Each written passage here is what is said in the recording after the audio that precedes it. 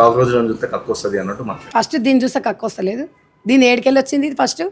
ఇదే సినిమాలు చేసుకుంది, మళ్ళీ అది పొట్టి బట్టల గురించి మాట్లాడిందిగా. ఇదే దయ్యాలు వేదాలు మంత్రిస్తుంది గిట్లనే ఉంటుంది ఇక దీని సకదానానికి. నువ్వు గతంలో సినిమాలు తీసుకున్నావు, మంచి యాక్టరు, దాంట్లో నో డౌట్ అంతా బాగానే ఉంది. కానీ ఇలా భారతీయ జనతా పార్టీ నుంచి ఒక పార్లమెంట్ సభ్యురాలుగా ఉండి, ఒక పార్లమెంటు నువ్వు ఒక ఎంపీ అయి ఉండి ఏం మాట్లాడుతున్నావే నువ్వు? కొంచెమన్నా ఏమన్నా ఉందా? సిగ్గు శరం ఏమన్నా ఉందా? విద్యార్థులు అంటే ఎవరు? ఇలా విద్యార్థుల విజయం. ఇవాళ అమిత్ షా మోడీ గారు దీనికి బాధ్యత వహించాలి. విద్యార్థుల మీద లాఠీ చార్జీలు చేసి వాళ్ళేమైనా దేశద్రోహులా, వాళ్ళేమైనా రౌడీలా, వాళ్ళేమైనా గూండాలా?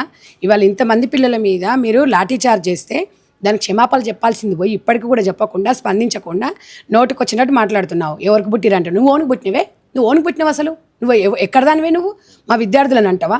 విద్యార్థి దశ నుంచే ప్రతి ఒక్కటి కూడా ఎవరికైనా కెరీర్ ప్రారంభమవుతుంది. అది మర్చిపోయినావా? నీ గతం మర్చిపోయి మాట్లాడుతున్నావు. పార్లమెంట్ సభ్యురాలంటే జవాబుదారీగా ఉండాలి, ఒక బాధ్యత వహించాలి. నేను ఆడదాన్ని కదా, నేను ఏదైనా మాట్లాడితే చెల్తుంది అనుకుంటుండొచ్చు, కానీ ఆడదాన్ని ఒకటైతే ఒక పార్లమెంట్ సభ్యురాలు బాధ్యతగా ఉండాలి. మీరు అధికారంలో ఉన్నారు. ఇవాళ దేశంలో పిల్లలకి ఒక అమ్మలాగా నువ్వు ఒక సూచన ఇవ్వాలి.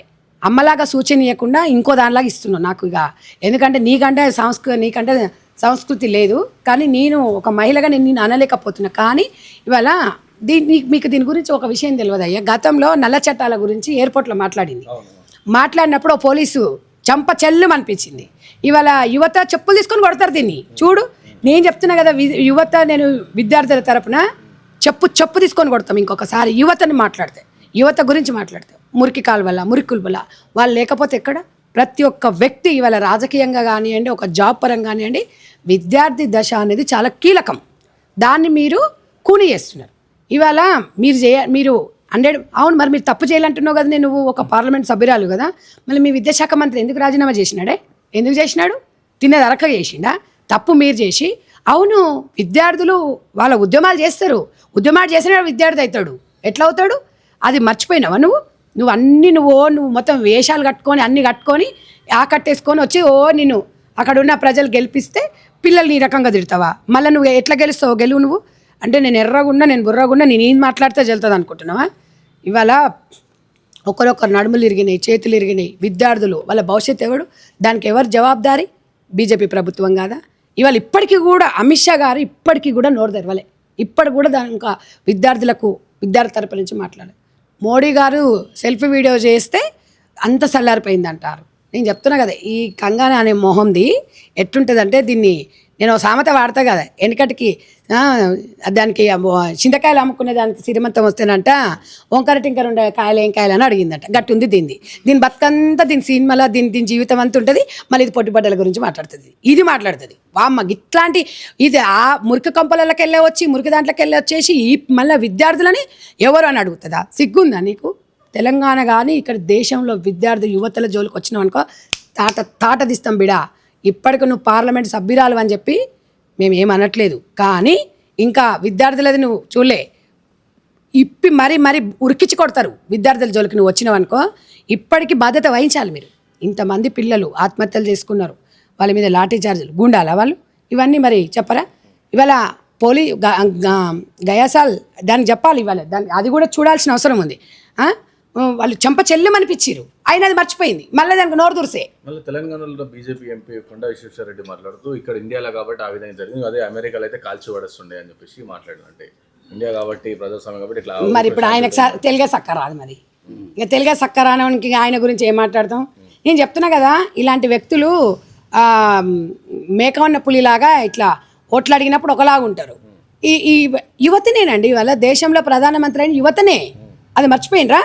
100% గుండె మీద చేసుకొని చెప్ప మోడీ గారిని అడగండి. యువత ఓటేస్తే ప్రధానమంత్రి అయినరా కాలేదా? ఇవాళ మా యువ నాయకుడు రాహుల్ గాంధీ గారు ఇవాళ విద్యార్థుల పక్షాన ప్రాణాలు కూడా అర్పించడానికి రెడీగా ఉండి ఆ రోజు చూసింది కదా, తోపులాటలో చూసిరు కదా, దేశం కోసం వాళ్ళ కుటుంబమే త్యాగాలు చేసింది. ఇవాళ ఇక్కడ కూడా రేవంత్ రెడ్డి గారు ఇవాళ విద్యార్థులకు 21 సంవత్సరం నుంచే రాజకీయాలకు రావాలి, వాళ్ళకి అవకాశం కల్పిస్తామని చెప్పిండ్రు. ఇవాళ అసెంబ్లీలో కూడా ఒకటి అందరు కలిసి ఒక చట్టాన్ని కూడా మేము సవరిస్తామని కూడా చెప్పిండ్రు. అంటే మేము అనేది ఏంటంటే, అందరం విద్యార్థి దశ నుంచి వచ్చినాం. విద్యార్థుల గురించి మాట్లాడితే ఎవరు ఊరుకోరు. ఇవాళ వాళ్ళ తల్లిదండ్రులు ఎంత బాధపడుతున్నారు, ఇవాళ వాళ్ళ జీవితాన్ని కోల్పోయిండ్రు. కాబట్టి రాజ్యాంగం వాళ్ళకి హక్కు ఇచ్చింది. వాళ్ళకి రైట్ ఇచ్చింది, అడిగే రైట్ ఇచ్చింది. మీరెవరు కాదనడానికి? తప్పు చేసిరు కాబట్టి మీరు విద్యాశాఖ మంత్రిగా ఇవాళ రాజీనామా చేసిరు. ఇంకా మీరు మాట్లాడుకోకండి. ఇగో ఇలాంటి పనికి మాల దాంట్లోని పార్టీలలో పెట్టుకుంటే పార్టీ పరుగు పోతుంది. ఏం పేరు దాని పేరు? దాని పేరు కూడా ఓన్ కననీకి కూడా వస్తలేదు. స్టూడెంట్స్ బట్టల గురించి అయితే మరి ఘోరంగా మాట్లాడింది. ఆడపిల్లల బట్టల కోసం. ఇప్పుడు ఆడపిల్లల బట్టల గురించి మాట్లాడిందంటే అమ్మ సినిమాలు ఒకసారి చూడండి అమ్మ. నేను చెప్పినా కదా ఇందాక, అది బట్టల గురించి మాట్లాడుతుంది అంటే మరి మళ్ళీ ఇంకొకటి వస్తుందిగా, ఆడపిల్లల బట్టల గురించి ఎవ్వరు మరి ఎక్కడ పోయింది ఇప్పుడు? అది వచ్చి మాట్లాడాలి కదా. మరి ఇదేమో బట్టల గురించి ఆఫ్ అంటది, ఒకతేమో దాని ఇష్టం వచ్చింది అంటది. ఏమనుకుంటారు మీరు అందరూ? అంటే యువత జీవితాలతో ఆటలాడుతురా మీరు? డ్రామాలు ఆడుతురా? పని చూసుకోండి. ఎందుకు విద్యార్థుల జోలికి ఎందుకు పోతున్నారు మీరు? ఒక్కొక్కటి ఒకలాగా మాట్లాడుతుంది, ఒకటి వచ్చి మాట్లాడతాయి, మొత్తం రంగులు ములుపుకుంటే లాస్ట్కి వస్తాయి, రాజకీయాలకు వస్తాయి. కుక్కను తీసుకొని సింహాసనం కుడుతుంది చూడు. ఇవాళ అక్కడున్న పార్లమెంటు, అక్కడున్న ప్రజలు ఈమెకు ఓటేసి పార్లమెంట్ సభ్యులాగా గెలిపించుకున్నారు. ఇప్పుడు దానికి ఏముంది? ఇప్పుడేముంది? విద్యార్థులని ఈరోజు తిడుతుంది. నెక్స్ట్ తెలంగాణ రాష్ట్రంలో కూడా బీజేపీ అధికారంలోకి వచ్చే అవకాశం ఉందని చెప్పి కూడా మాట్లాడుతున్నారు. చిలక చూస్తే మత్స్య చెప్తారు, వచ్చి తిరగమనండి. మరి మొన్న సర్పంచ్ ఎలక్షన్లల్లా మరి ఇవన్నీ ఎందుకో రాలేదు. ఒకటి చెప్పనా, తెలంగాణలో ప్రజలు, దేశంలో ప్రజలకు తెలుసు ఎవరు ఏందని. ఈ దెబ్బతో అందరికీ తెలిసిపోయింది. ఒక్కటే గుర్తుపెట్టుకోవాలి, ఇప్పటికీ కూడా మోడీ గారు సెల్ఫీ వీడియో తప్ప ఆయన బయటకు వచ్చి విద్యార్థులతో మాట్లాడింది లేదు. ఫ్రెండ్స్ అంటూ మాట్లాడడం జరిగింది. ఎలా చూడొచ్చు? అంటే భయపడ్డాడు అనుకోవచ్చు మోడీ గారు. అంటే ఒకటి బాధ్యతగా అనుకుంటా నేను. భయపడ్డా బాధ్యత అంటే మోడీ గారిని నేను వ్యక్తిగతంగా ఇష్టపడతా. ఎందుకంటే తనకు సింపుల్ సిటీని ఇష్టపడతాను నేను. ఎందుకంటే తన తండ్రి చనిపోయినప్పుడు పాడేమోసిండు. కొన్ని బీజేపీవి ఆయన సిద్ధాంతాలను పాటిస్తున్నాడు. వ్యక్తిగతంగా మంచి వ్యక్తి కాబట్టి ఒక వ్యక్తిగతంగా విద్యార్థులకు అండగా ఉండాలి. ఆయన విద్యార్థి దశ నుంచే వచ్చినాడు కాబట్టి ఆయన చేసేటివి కొన్ని, వాళ్ళ అమ్మ దగ్గరికి వెళ్ళడము, ఎంత బిజీగా ఒక ప్రధానమంత్రి అయినా కూడా తల్లిని మందలియడము, తల్లితో ముచ్చట్లు పెట్టడం, అందరం ముచ్చటించుకున్నాం, అందరం సంతోషపడ్డాం. కానీ ఇలా ఆయనకు భయం కాదు, లోపల బాధేసింది. ఇలా విద్యార్థుల మీద లాఠీచార్జ్ జరిగితే ఆయన మొహంలో కనిపించింది. అందుకనే చెప్తున్నా, ఇవాళ మోడీ క్షమాపణ చెప్పాలి, అమిత్ షా క్షమాపణ చెప్పాలి విద్యార్థులకి. లాఠీచార్జులు వాళ్ళు, నేను అందుకే చెప్తున్నాను, దేశ ద్రోహులు కాదు విద్యార్థులు. మీ రైట్ మీరు కొట్లాడే రైట్ మీకు ఇచ్చిండ్రు.